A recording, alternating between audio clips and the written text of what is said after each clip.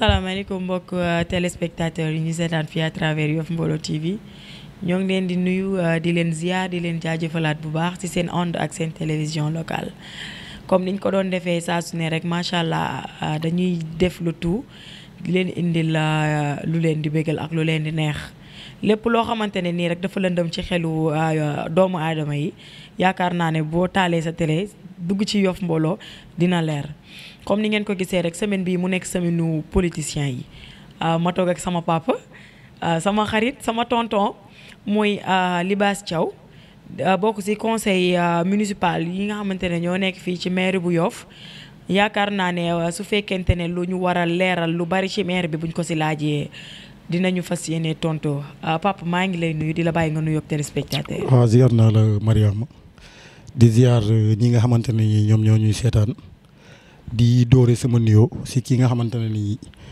moom mooy kilifa dëkk bi mooy le premier magistrat de la commune muy le maire Abdoulaye Diouf Sarr. ma si noppee maa ngi nuyu suñu kilifay aada.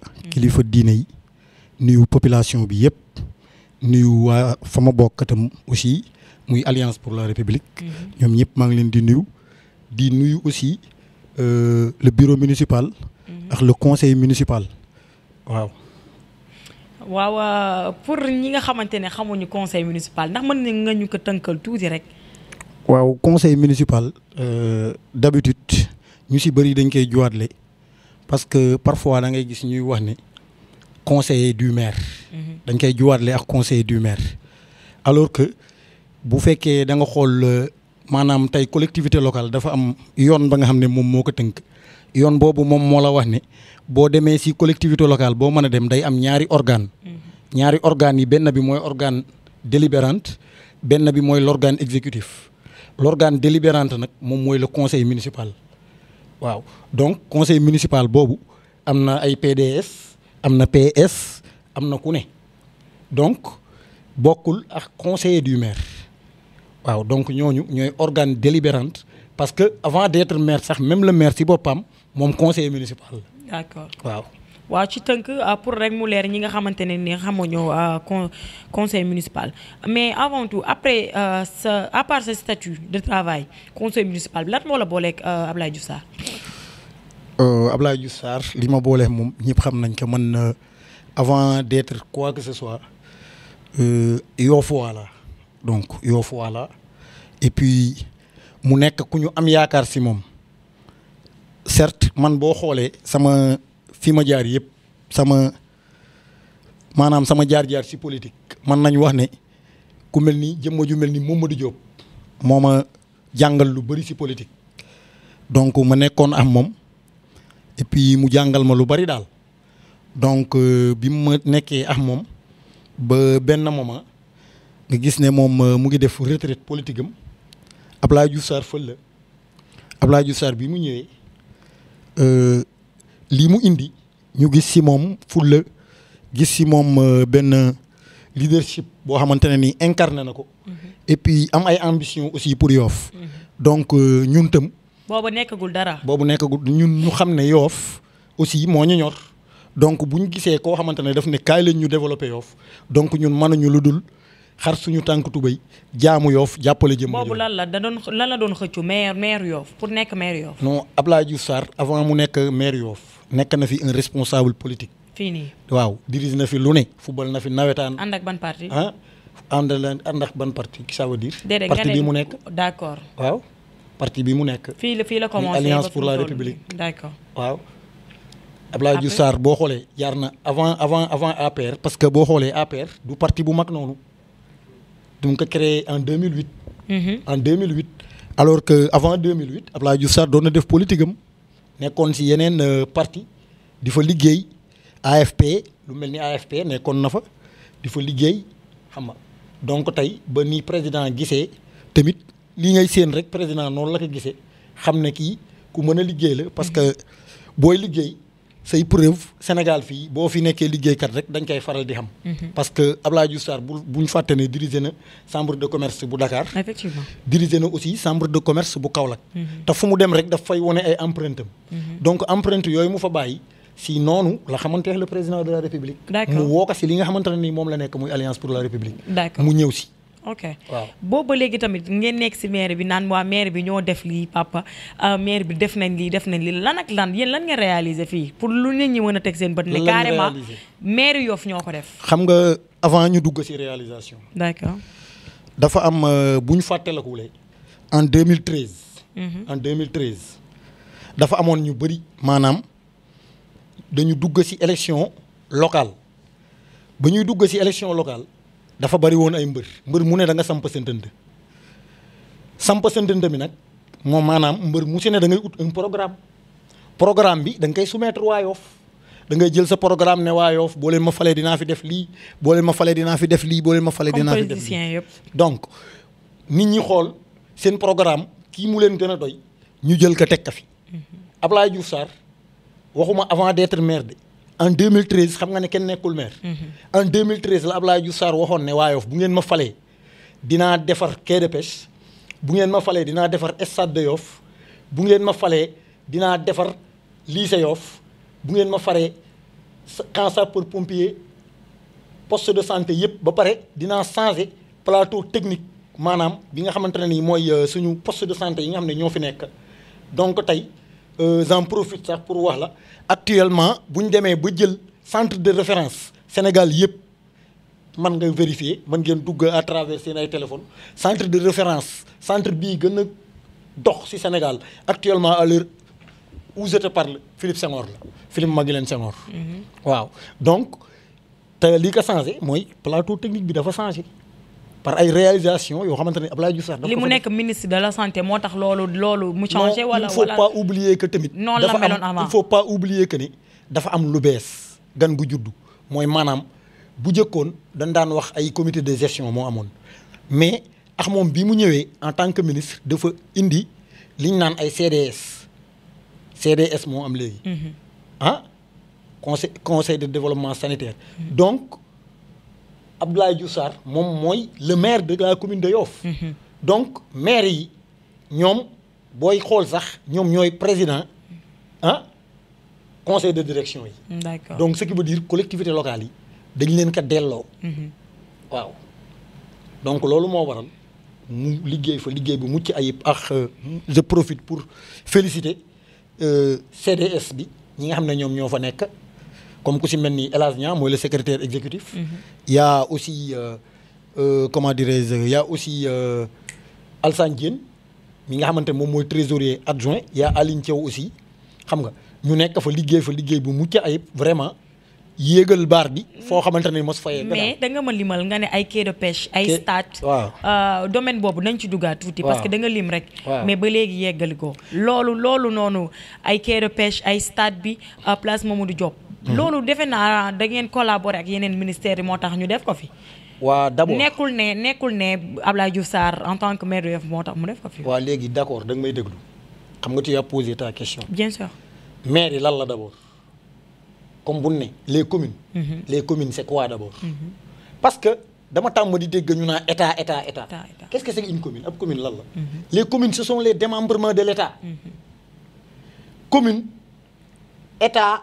maanaam commune bi mooy état fii te tey ak l'acte 3 de la décentralisation dañ nekk ci acte 3 de la décentralisation communes yi nekk ay communes de plein exercice ñu jox ñu ay compétences transférées defe naa 9 domaines de compétences transférées sur les 9 domaines de compétences transférées am na ci boo xam ne mu ngi tudd plan maanaam mooy planification donc tey boo jëlee sur le code général des collectivités locales boo demee nga xool article 19 daf lay xamal ne communes yi dañuy man di planifier ay projet soumettre que état mu jàppale leen ci loolu noonu. état defar ko. donc ba tey loolu day dugg ci bilan wu maire yi. maanaam mbébétam la. waaw mais ak ñooñu tam ñu ñëw jàppale leen. waaw parce que état. d'accord état commune moom la fi nekkal. waaw. léegi nga ne quai de pêche ne stade bi tamit depuis ñaata at defe naa 3 ans 4 ans ba tey nii mënul fexe ba yegg ngeen ñëw pare li nga xamante ne mooy partie basket bi ngeen bàyyi fi football bi te nawetaani di waaj a ñëw tamit papa tamit. loolu duñ ci wax. non loolu bientôt incha allah. bientôt te boo fa demee tamit nag papa tamit doo fa fekk. liggéeyu état la. te micro. liggéeyu état ñëpp xam nañ ni muy liggéeyee ak ni muy procédé xam nga donc le maire xam nga loolu biñ koy entamé. gis nga ni ngay ñëwee nga baal ma naan liggéeyu état.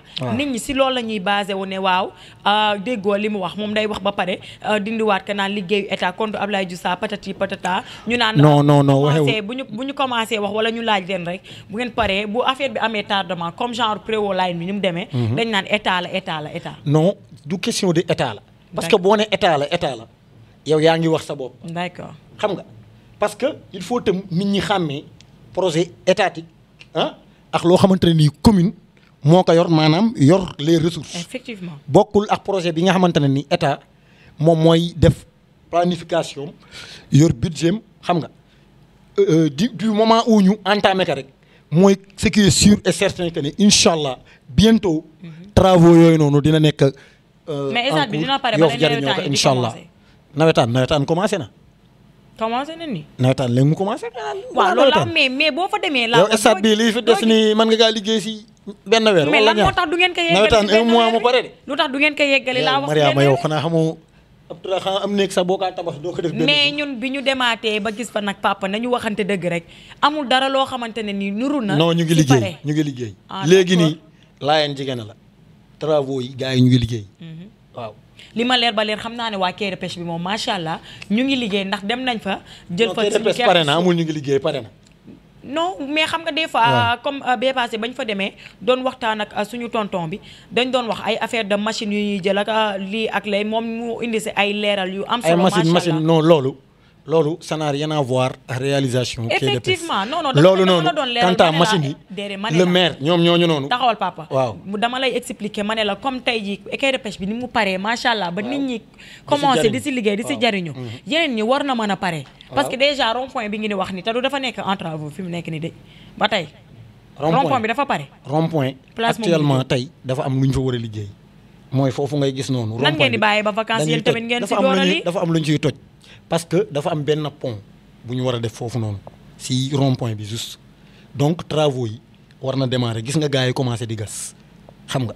pont bu jege fan donc ba tey day dugg. pont bu jege fan. pont lañ koy def comme ñi ngay gis comme bii nekk côté Seydou Nourou Tall. waaw xam nga day am si suuf am si kaw nit ñi jaar donc de ce fait day changer xar kanamu Yoff il faut nit ñi nangu que ne gis nga le maire bi ñu am. c'est une chance. C'est une chance pour Yoff. C'est une chance pour Yoff. waaw ba tey rek parce que yéen a ngi ci continuer ba tey naan yéen mi ngi changé Yoff te yaakaar naa ne nit ñi moom askan wi moom kenn moomu leen ku si nekk. xam nga man parfois damay bëgg wax ji leer dama bëgg kan mooy askan wi.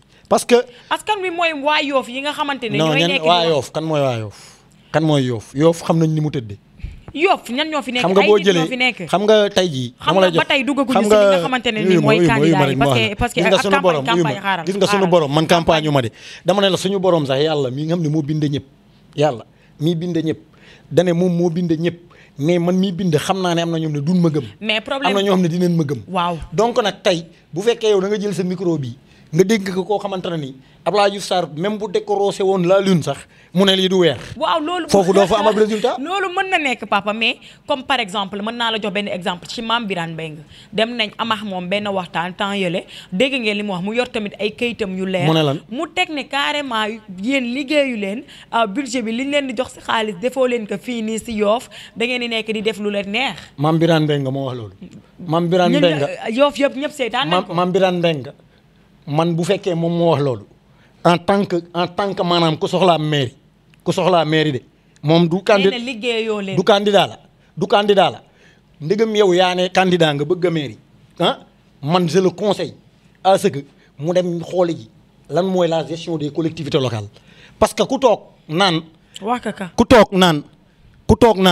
mairie man budget bi defuñu si dara wala quelque chose comme ça kooku daa war a xooli jiwaat lan mooy gestion collectivité locale te lii si gën a garaaw moom day laaj mairie donc kooku warul mën a taxaw fen naan liggéey ñu dara ci budget wala quelque chose comme ça. waaw foofu mu wax ñu lan mooy budget. waaw léegi foofu. dañ fiy jël pause fi tuuti. ñu dugg ci budget maire bi. li nga xamante ne nii mën naa wax amel nañ ko askan wi. dama lay jox benn rek ci foofu rek lañ koy dugg parce que temps bi peut-être mën nañu ko bañ a may. comme genre ci sport bi. nee nañ am nañ benn budget ba de 30 millions boo xamante ni war na mën a dugg ci ay ñëwetaan basket bi nekk Yoff natation bi mais dégg naa natation yéen a ngi leen jox 500000 nawetaan yi ku ci nekk 4 équipe bu ci nekk 400000 la. li nga xamante ne mooy RS Yoff ñu am 10 millions genre mais ñu bari ñi ngi kaas ne comme mbër yi gisuñu leen ngeen jox leen dara dañuy wax rek suñu àqulaay taala ñi nga xamante ne ni tamit ñooy basket bi gisuñu leen à part terrain bi ngeen fi def gisuñu leen ngeen def fi dara ani xaalis boobu fan la dugg. Merci beaucoup si question bi nga laaj nii laaj nga question bu am solo d'abord dama koy jël si commencement bi gis nga bu ñu ne la budget quand on dit budget ñu si bëri dañuy réer budget xayma la budget maanaam dañ koy xayma tey jii boo xaymaa budget da nga naan tey bu ma jëlee si Mariama Thiaw téeméer jël si Ndion Laay téeméer jël si Sias téeméer bu ma ko dajalee 1500 lay doon xayma da nga koy xayma man nga dem si Mariama Thiaw ne man 250 la am. nga dem si Sias ne man 100 francs la am nga dajale loolu wala soit nga dem am lu ko ëpp. mais nag pour cela budget maire yi boo déggee ñuy dem ba naan 2 milliards loolu franchement parler dañ si war a féliciter le maire parce que moom moo am parce que boo xoolee budget Yoff day gën a dem Abdoulaye Diouf Sarr moo ko yéegal si niveau bi nga xamante ne nii fa la nekk. tey jii bu ñu demee ba ne budget Yoff 2 milliards c'est parce que dafa créer ay matuwaay ak ay jumtuwaay yoo xamante ne day faciliter à ce que agent yi nga xamante ne ñoom ñooy def comment dirais-je ñoom ñooy nekk ci recette bi wala di ko collecter ñu dem ba àgg à ce niveau. parce que dafa laaj ay jumtuwaay mooy nga teg leen ci ay conditions yu baax Abdoulaye Diouf Sarr ñun bi ñuy ñëw maire yi ñaari oto lañ fa fekk ak benn bu paan actuellement maire yi mu ngi 6 oto. mu ngi 6 oto. te maire Yoff mu ngi nekk commune d'arrondissement en 1996. jëlal 1996 ba 2014. temps boobu kan moo fa nekkoon. non sunu papa Issa Ndiaye liggéey fa liggéey bu mucc ayib ñëpp xam nañ ko ci décentralisation. d'accord dama koy saluer de passage. d'accord sagu Yoff gépp la. donc ku ne xam na li mu def ci décentralisation à travers le pays. ak feneen bay dem bay former sax ay conseils. Oumou Khayri ñëw def na moom itam li mu mën xam nga Mamadou Diop ñëw kazalika mais avec Abdoulaye Diouf Sarr reste et restera le meilleur maire de l'histoire communale de Yoff. En termes de réalisation en termes de la bonne gouvernance donc kooku man damay delluwaat ne la c'est une chance pour Yoff. ba pare dinaa ñëw ci budget boobu ma lay wax. tey budget buñ ne xayma yow da ngay xayma da ngay créer loo xamante ne ni mooy tax ñu mën la ko jëlil ba indil la ko Abdoulaye Diouf Sarr dañ koy sant gis nga je me rappelle jour bi ñu installé mooy le 22 juillet 2014 Abdoulaye Diouf Sarr discours bi mu njëkk a tenir dane je ne suis pas le maire de l'APR je ne suis ni le maire d'une coalition je suis le maire de la commune de Yoff. Qui dit la commune de Yoff c'est de Terme Nord à Diamalaye. discours boobu la njëkk a tenir te discours boobu ba léegi nii moom lay doxee maire yi boo ñëwee ci conseil municipal bi xamoo ko bokk APR xamoo ko bokk feneen parce que kenn ku ci ne parti bu ne gis na boppam ci maire bi jox na la commission. donc tey budget boobu Abdoulaye Diouf Sarr moom en tant que mu nekk maire dafa nekkaale ministre donc loolu avantage la ci ñun. boo xoolee walla nga am seetlu bu ndaw Sénégal dëkk yi gën a dox mooy dëkk yi nga xam ne seen maire ministre la. parce que day toog foo xamante ne nii fi ñuy ŋànk réew mi di xool lan mooy doxal réew mi day toog foofu. donc loolu daf koy permettre à ce que muy man di jël di ñu indil. bénéfice la mu nekk ministre nekk maire. waaw donc si budget bi dama lay indil rek lu ndaw budget Yoff tey jii à l'heure actuelle à part la ville de Dakar commune de Yoff ñun ñu ngi si 507 contrats yoo xamante ne nii mooy personnel de nettoiement yi di liggéey sans compter l'indemnité des délégués de quartier ils sont presque à 70 xaw ma 80 compter wu ma si personnel bi nga xam ne ñoom ñoo nekk personnel de santé bi nga xam ne ñoom ñoo nekk Philippe Maguilène Senghor ñooñu dañ leen di fay par virement donc tey rek dama lay jox exemple donc booy natta di nga xool booy xool rek di nga xaw a yegg 50 millions si masse salariale par mois léegi imagine toi une année ñaata mois la c'est 12. bu fekkee da nga jël 50 millions nga jël ko fois 12 boo ko calculer budget bi xaaj. waaye tamit waaw baal ma pareegu ma boo ko calculer budget bi xaaj beneen bi la commune du tënk xam lu benn programme fii.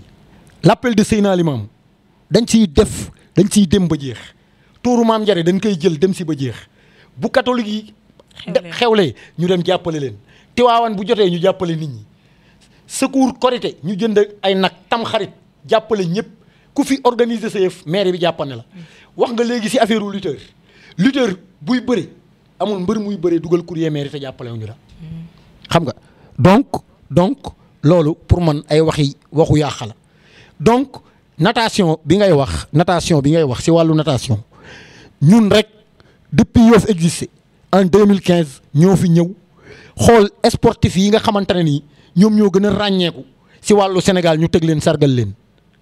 waaye nag papa taxawal foofu danga may parce que même pas sax ngi ñu jot a waxtaane mais dañoo gis ne champion d'Afrique yi nga xamante ne ñoo fi nekk ñëpp ay juddu Yoff lañ bus keroog ba suñu gars yi gagné bi ñuy ñëw fi bus sax amuñu ko waa Wakaam ñoo ñu obligé al seen bus indil pour ñu léegi yow la nga bëgg a foofu pour ñu jël bus jënd ko déedéet mais tamit xanaa lu koo xamante ne nii ay kàngam ñoo fi génn ay champion d'Afrique ñu ne juddu Yoff loolu suñu sac la ñun war ngeen a mën a def seen kéemtalaay kàttan ba ñoom seen transport ngeen yombalal leen ko seen transport waaw moom la mais waaw Wakaam ñooñu xam nga dafa am xanaa image yaa ngi fi sax xam nga dëkk dafa am te booba léegi dañuy gis seen président Birahim nekk si tamit di daw waaw damay bëgg nga déglu fan la daw dëkk dafa am nu muy doxee xoolal dafa am nu mu doxee boo toogee am say problème kenn xamul sa ay problème vraiment kenn du xam lan moo war a doxee lan moo war a doxul da nga am mairie mooy gis nga commune xam nga lan la sa daal la bu daggee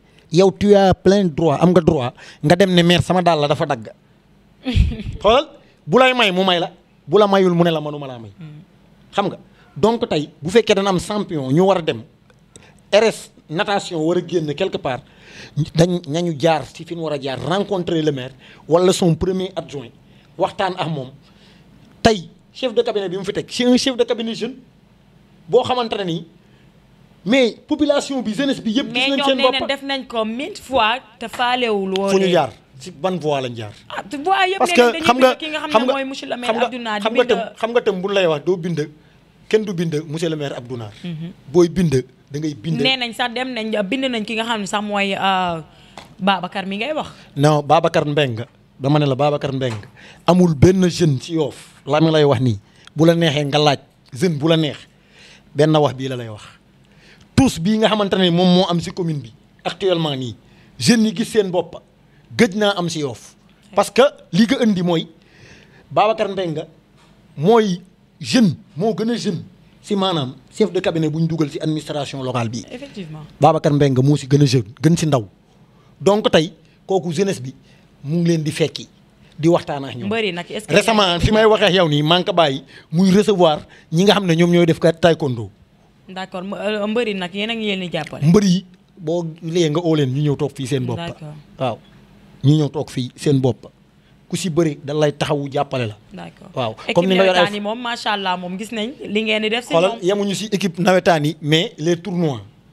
tournois yi xale yi di organiser fii di si jongante yëpp tournois yi dañ siy jàpp. manoo ma wax benn tournoi. boo xamante ne nii la commune jàpp si. sànq tamit yaa ngi wax benn wax nga ne ñi nga xamante ne ñoo fi nekk di bale ñii di bale dégg naa dañuy toog ay 2-3 mois yoo xamante ne kenn du leen jox seen salaire. non ça c'est faux. kon ñoom dañuy wax lu leen neex déglu ma loolu amul. naka la demee. ñii di bale dafa am 150 yoo xamante ne nii dañ leen dugal si benn projet mooy projet FERA. gis nga 150 yooyu ma lay wax ça n'a rien à voir ak les 507. d'accord ça n'a rien à voir 150 yooyu état ministère des transports moo leen di fay mais tey ma waxaat la beneen exploit commune Yoff ci Sénégal sur l'ensemble des 557 collectivités locales commune Yoff mooy njëkk a fay salaire commune Yoff masul fay le 5 masoo dégg commune Yoff chaque jour nga dégg communes yi ñuy kaas ay salaires yu ñëwul wala du genre mais mosoo dégg commune Yoff parce que ñun suñu priorité si suñu politique mooy salaire lañ wax nañ joxe salaire ba pare soog a wax leneen moo tax balaa le 3 sax ñu fay suñu ay salaire donc ñun amuñu problème loolu ba tey mën naa nekk mën naa ñëw mais tamit te ma la bëgg a wax 105 si régler pour wan la souci bi nga xam ne le maire am na ko si population bi comme parfois comme ni nga ko waxee seen fay di tardé tax na cette année Abdoulaye Diouf Sarr dafa bëgg a jël 150 yooyu da leen di insérer ñu fekkiwaat les 507 mu nekk 657 emploi donc yoo xam ne tey Abdoulaye Diouf Sarr dane waa Yoff seen budget lekk leen jël leen donc loolu si économistes yi nga xam ne ñu ngi seetaan ñii di seetaan te nekk ay économistes xam nañ li may wax sib dëkk donc ce qui veut dire Yoff chaque année lu mat 50 millions 50 millions chaque weer dina nekk si biir Yoff di circuler donc économie locale bu Yoff mu ngi dox bu baax te day feeñ si maanaam peñe yi day feeñ ci peñe yi ndugg yi ak kër yi xam nga jigéen ñi ñu ngi liggéey ñu ngi gis seen bopp ñu ngi jënd ñu ngi jaay am na si koo xamante ne ni dafa ne salaire am boobu muy am 50 000 am mu ne permettre na ko moom dina si jàppale jëkkëram si këram 10 000 francs mu ne fayal si doomam 15 000 mu ne moom ay nattaam yi bu ko dajalee 10 000 chaque mois nee na dina denc 5 000 tamekaas donc kooku du wax autrement te ñeneen ak ñeneen ba si 500 et quelques donc loolu il faut le féliciter il faut féliciter parce que quand même acte la boo xam ne Sénégal ba mu daj wëral fu la neex doo gis benn commune bu fi employé 500 personnes Yoff rek la am. d'accord bu ñu loolu yaakaar naa ne leer na mais bu ñu jógee foofu dañuy gis ne tout le temps tamit papa fii koñ boo dugg yaa ngi gis ndox baa ngi taa koñ boo dugg marché moom kenn mënatu faa jaar tamit ndax ndox yooyu est-ce que tam loolu du ngeen ko lijjanti defar ko benn yoon. loolu. parce que tout le temps dañuy gis ki nga xam ne mooy monsieur le maire Abdou Naat tam tout le temps dama koy gis muy wàcc sur le terrain mais dafa mel ni bu ñu ko defaree da nga koy gis 2 jours 3 jours bu gannaaw subaa mu ñëwaat tamit. gis nga foofu noonu loolu taux yi nu mu tudd du ONAS mooy lan office national des eaux usées donc loolu du maire yi il faut nit ñi xam loolu du compétence su maire yi. mais ngeen jàppale ñu si. non maire yi xam nga la si man en tant que maire mu alerté ne diw sama nangam yàqu na day alerté mais bu fekkoon maire yi la moo yor loolu kon loolu moom nekkatul lu ñuy waxati fii. donc maire yi day alerter l'autorité bii nga xamante ne moom la concerné bu ko nit ñi juwaatle ba pare itam li si gën a yéeme je profite pour wax benn information parce que itam gis nga yooyu noonu pour ndoxu taw la man mënuma concevoir tawul ay ndox di fi génn kon ndox mi fan la jóge nee nañ tamit des fois nit ñi ñooy ubbi seen ay fonds muy génn. donc xam nga loolu c'est un peu difficile te parfois yow yaay tijji sa kër def sa branchement clandestin mu génn di dem si këri jàmbur xam nga yow yaay xëyaat dem si Facebook bi di classe naan waaw dañ ñu war a dimbali wala dañ ñu war a dimbali donc yooyu loolu moom moo fi am il faut nit ñi changer ay mentalité. d'accord waaw. d'accord bu ñu jógee ci loolu yaakaar naa ne loolu leer na lu jëm ci wàllu askan wi ngeen ñu jëm tamit ci benn anam bu doy waar muy campagne lii bi locale yi élection locale yi. waaw ngeen am fi ay candidats pas mal de candidats mën naa ko lim sax ki nga xam ne mooy tonton Birame ñi ngi incha allah dina ci bokk maam Birane ak maam Seydina Issa Laye Samb j'espère bien ay ñoom Ablaye Ndour Daaj ñoom ñëpp def nañ seen ay lan ngay wax ci loolu. lan laa siy wax mais nous sommes en démocratie démocratie lañ ne. pare ngeen te élection dañ ne. pare ngeen pour affronter. xam nga la moo tax bul ne affronter. parce que affronter bu saa yu affronter ñëwee rek mooy ñaar ñu yem Wolof Njaay dane borom ab caxa du xeexaax borom baatam neen xam nga la moo tax ñun dañ ñu fal ba pare donc ñun dañ am ab bilan bu ñu war a défendre un bilan à défendre ak perspective maanaam ñun continuité mu ngi mel ni Macky Sall ñii passé rek donc ñoom ils ont le droit yoon may na leen que si démocratie lañ ne ku mu neex nga laaj parce que loolu la yoon wax boo ñëwee critères yi nga xam ne moom la yoon may boo ko matalee mais nga ñëw bokk nga ñëw nga indi sa programme. ay ñu ndaw de parce que Papa Biram dem na ñëwaat na macha allah te gis nga ñi nga xamante ne nii ñoo nekk si ginnaawam ñu ñëwaat tam si. kan moo ne si ginnaawam. non bari na parce que ay Issa Diop Thiaw ñu ngi fi ay tonton Moulay As. waaw mais Issa Diop Thiaw Moulay ñoom ñoo yoof. mais ñoom comme ñoom dañu jóg fi mu nekk nii nee nañ daaw ñu politique dañoo jóg pour jàppale ki nga xamante ne. waaw mais ñoom yàgg nañoo jóg. yàgg nañoo jóg de. waaw. Papa Biram ñoom nekk nii ñoom yàgg nañoo jóg. Biram tegu na fi mu nekk si déggoo li ma lay wax nii yàgg nañu jóg. te yéen nit ñi dañ leen a mere tamit. Biram yàlla na yàgg a tegu askan bi ñoo ko wax yéen nit ñi yow ña nga tuddee askan bi mooy waa Yoof. waa Yoof ñan. waa Yoof. déedéet fan nga teg ne waa Yoof yow da ngay déglu benn opposant. déedéet mais man sax candidat yi ma fi gis sax dañ bariwul. déedéet du déglu benn opposant papa may ma danga may foofu. du déglu benn de. mais nit ñi nga xamante ne ñoo fi nekk fii Yoof di voté. ñu si bari dañ leen a mere. ñan la. waa Yoof wax ma si waa kenn Yoof yéen seen ay militants sax laay wax. suñu militant kan bari nañ ko si xam ko bari nañ ñoo xamante ne nii dañ leen jàppale ba campagne bi jeex te gisuñu seen bopp. sécurité bi rek gisuñu seen bopp. sécurité bi rek gisuñu seen bopp si yéen. ban sécurité moo la gisul boppam ñi doon sécurité si Abdoulaye Diouf Sarr. ban sécurité. bon campagne électorale sécurité ba ban moo ne la gisul boppam. sécurité bi ma fa gis plus de 50 personnes. mënoo leen a fexe ba jox leen seen xaalis. non loolu mënul nekk xam nga la moo tax sécurité mënu la wax ne gisul boppam. sécurité la mesure partie 80% dañuy liggéey ay employés lañ dañ leen di liggéeyloo ñenn ñi le maire a participé ci seen formation moo leen defal jàppale ci ay formation ñu dem ba doon liñ doon tey donc man wax boobu noonu pour man ab wax ab kuy yàq la mais mënul jóge ci sécurité man mënuma gëm loolu parce que sécurité bi ñoom dañu am ay relation yu baax ak le maire bi nga xamante ne moom moo fi nekk respect moo dox seen diggante waaw maa ngi lay dégg tam nga ne candidat yi bariwuñu tey nga xam nga loo xeeb xam nga candidat yi li si ëpp nii may ma dinaa la ko wax fii candidat yi man dama si gis ñoo xamante ne nii ay compte personnel la ñam ay compte personnel moo leen tax a jóg mais pas Yoof xam nga nag parfois di nga dégg ay wax ñenn ñi yéen ngeen dégg seen micro bi nit mu wax lu ko neex di wax n'importe quoi mais ce que je conseille man si képp koo xamante ne nii day bëgg a jël maire Yoff nga dem uti un bon programme bu gën programme Abdoulaye Diouf Sarr nga ñëw soumettre que la population parce que population bi ils sont pas dupes yeewu nañ xam nañ lii gën ci ñoom donc uti ab programme bu yanu maanaa nga soumettre que population bi dem waxtaan ak ñoom. moo gën taxaw fii. déglul Abdoulaye Diouf Sarr suba Abdoulaye Diouf Sarr ngoon. xam nga loolu du la yóbbu fenn. da lay tardel mais jeunes yu bari fii nii. instant bii nii jeunes yu bari yu nekk Yoff. am papa ki nga xamante dem nañ si tonton Biram de. jeunes yan la. ndax Biram macha allah lépp loo xamante ne nii rek jeunes yi bëgg nañ ko wala mbébét nañ ko moom mu defaral leen ko ñoom si li ñu wax.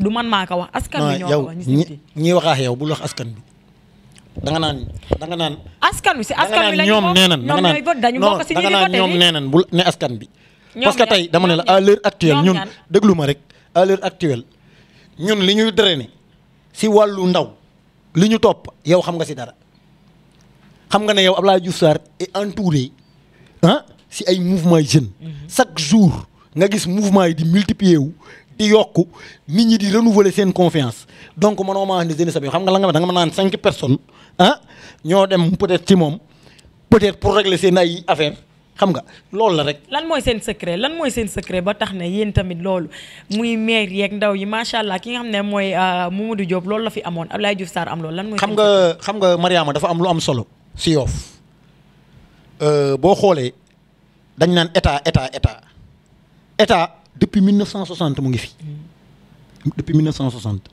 liñ fi jotoon a am xës néew Mamadou Diop moomu moo nekkoon ministre moo fi def yenn ay lii fi nekk mu lii fi njëkk a nekk si Yoff mooy tali yi fi jot a amaax les écoles du genre Mamadou Diop moo fi nekkoon un ministre au temps nekk maire de Dakar jot fi def Mamadou Diop bii mu fa jógee ñun yaakaar naa ay atangi nii dégguñu ab décret bu jóge ci Yoff amuñu ministre xam nga ñu fàtte ñu carrément defal ñu ab tali nii rek baare Mamadou Diop lu ne def na ko bi mu fi nekkee. essayé na jéem a defar quai de pêche bi mais bu posé première pierre gars yi teggi ko parce que nekkul ci pouvoir. parce que un maire sans pouvoir. mooy mission impossible. doo mën a def dara budget maire yi mënu la defar sa ab poste courant boo ko ci defee doo fay say agent doo dimbali nit yi donc nañ wax leneen il faut maire yi li koy doxal nekkul ci biir Yoff dañ koy uti. dañ koy uti ci biti indi ko biir bu leen xeeb seen ay candidats ndaxte ñu ngi ñëw te bu ñu ñëwee dinañ dal seen kaw yàlla pare na. te bu ñu ñëwee dinañ dal seen kaw yàlla pare na. gis nga yàlla moom nguur. ah mooy fal kii ko soob. yaakaar ngeen ne di ngeen faluwaat yàlla mooy fal kii ko soob. yéen di ngeen faluwaat. kan yéen non incha am nañ ci wér ak yaxin am nañ ci wér ak yaxin parce que Yoff dañ leen soumettre woon un programme ñu voté ñu ci programme boobu c'est réalisé à 80%. 80%. naka ngeen di waajalee seen campagne. donc ñun suñu campagne leen na la rek. ñëpp xam naan Abdoulaye Diouf Sarr. Abdoulaye Diouf Sarr kenn du ko présenté kenn ci Sénégal. c'est une fierté pour tout le Sénégal Abdoulaye Diouf Sarr ñii dëkkul Yoff sax dañ koy ndamoo. dañ koy ndamoo dafa marqué dafa wane ay preuve am à travers le Sénégal à travers le monde nit ñi gis ko xam ne kii c'est un manager day liggéeykat la donc tey commune Yoff mooy commune bi gën a difficile pour nag nga diriger que il faut nga am capacité bu rëy mën a utali ji Yoff pour di indi waaw donc foofu loolu laa siy wax ku yaakaar ne mairie bi dafa yomb wala dafa lii wala dañ fa teg ay kees wala coffre wala ay millions ne fa tu te trompes mairie 1 million amul droit finance fa waaw moo tax gis nga boo déggee ku naan xaalis nangam maire yi du téye xaalis. maire yi même booy jël taxe ci yow percepteur ngay dem fay. mais festival Salam yi ngeen doon organiser ak concert yeeg. festival Salam xam nga tey bu ne festival Salam ñun Yoff lañ dëkk. Yoff ni mu amee ay footballkat am ay rappeur am keneen ak keneen noonu la am ñoo xam ne dañuy tagga yonent bi sallallahu alayhi wa sallam. donc boo mënee jàppale les rappeurs jàppale ñiy def seen ay rawante. ñoom tàggkat yi war nga leen mën a defal li nga xamante ne nii moom lañ bëgg. donc loolu la rek ah. ak concert yi. concert lépp du tout. ñun moom macha allah gis nañ ne tout le temps rappeurs yi wala waykat yi bu ñu nekkee di def concert wala dara yéen a ngi siy jàpp bu baax. ñun ñu ngi fépp ndax ñooñu ngeen gën a faale tamit. non du faale de wax ma kenn ku seen ay affaire non dama bëgg nga wax ma kenn ku xewle dama bëgg nga wax ma kenn ku xewle te demuñu fa. wax ma kenn. man mi du affaire de dem bi. seen participation ni ngeen koy joxee si kii du ngeen ko joxee si kële. si kan. si ñëpp ñenn ñi rek. si ñan comme ñu nekk fi di tudd. comme kan yàlla dafa def rappeurs yi Yoff maa ngi profité di leen féliciter ils sont bien organisés. dañ ko def de la musique rek non ñoom dañ organiser def ko association mu nekk association ñoom ñoo yor culture urbaine ku mel ni Ibou Ndoye muy jeune bu. macha allah si la nekk ku mel ni DJ Light mu ngi si donc ñu organiser wu mu regrouper tous les artistes ñiy way mbalaxaax ñëpp nekk foofu donc ñooñu mënuñu def autrement xaajaaloo ñu. waaw. naka nga gisee ñi nga xamante ne gannaaw bu ñu jógee si yooyu yëpp. ñun nekk ñu nekk ay juddu Yoff. ñun ñëpp juddoo fi màggee fi. sa papa macha allah moo bay si waar bu benn liggéey bu exceptionnel macha allah ba fu ñu toll rek dañ koy wax sama maam jooju. naka nga gisee li nga xamante ne mooy waa Yoff ndombal tànk yi coow yi fi nekk ak yooyu noonu. xam nga lépp loo gis si àddina moom. moo coow ñoo ànd mais damay wax nit ñi rek lu mu si manti demee Yoff rek moo am dëkk boo xam ne Yoff mooy dëkk boo xam ne ñëpp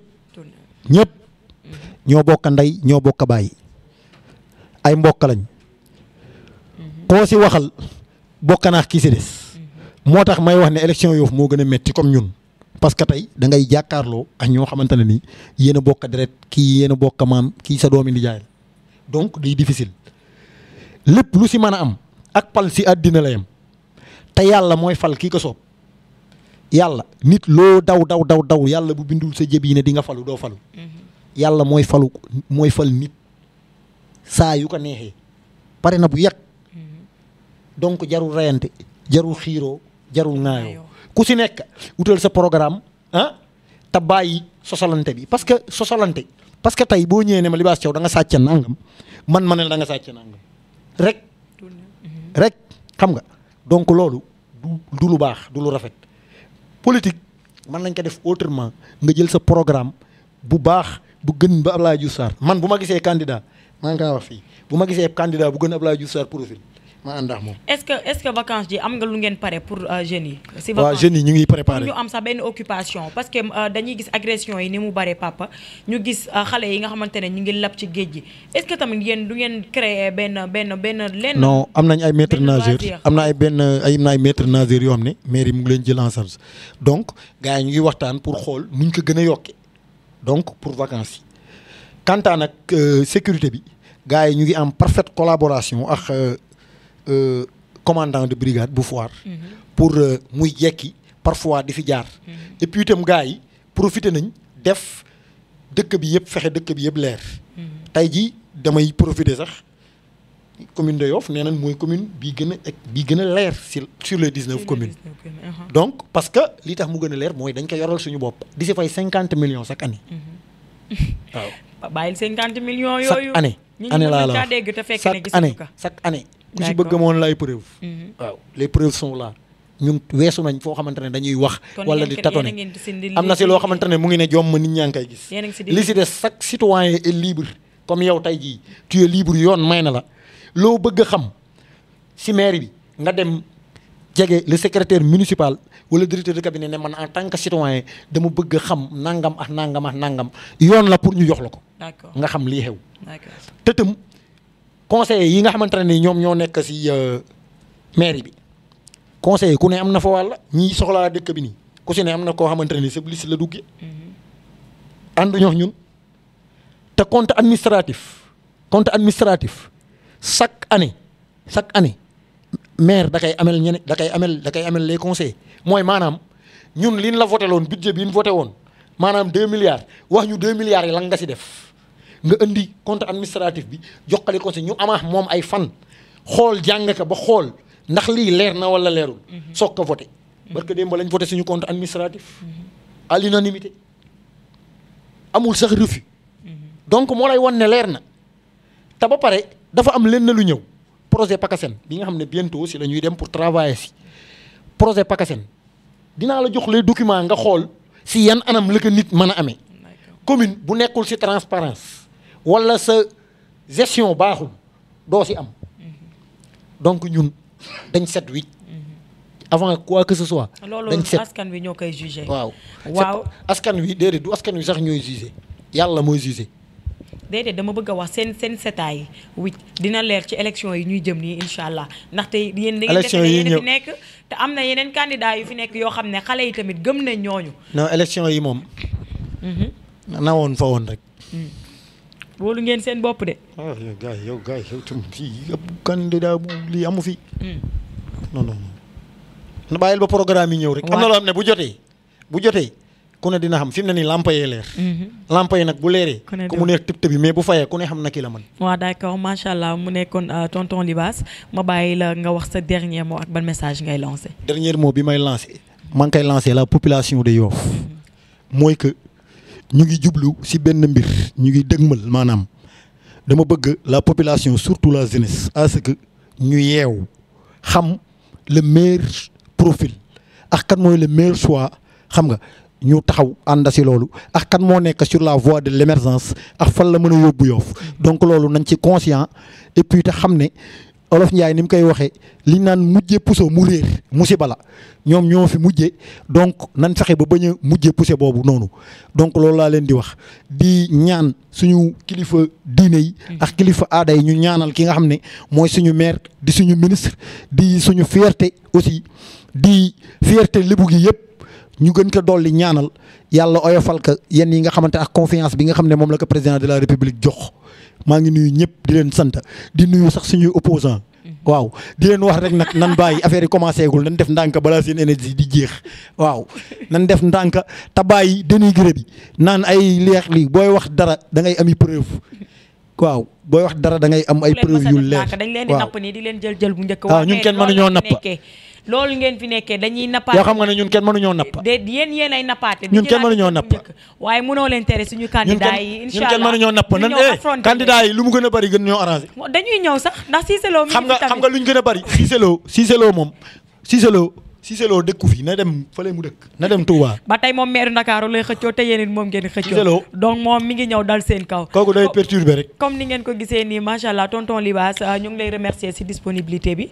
nga jógee xam naa ne fa la ngay liggéeyee ñëw am ak ñun benn waxtaan yaakaar naa lu lëndëmoon rek leer na.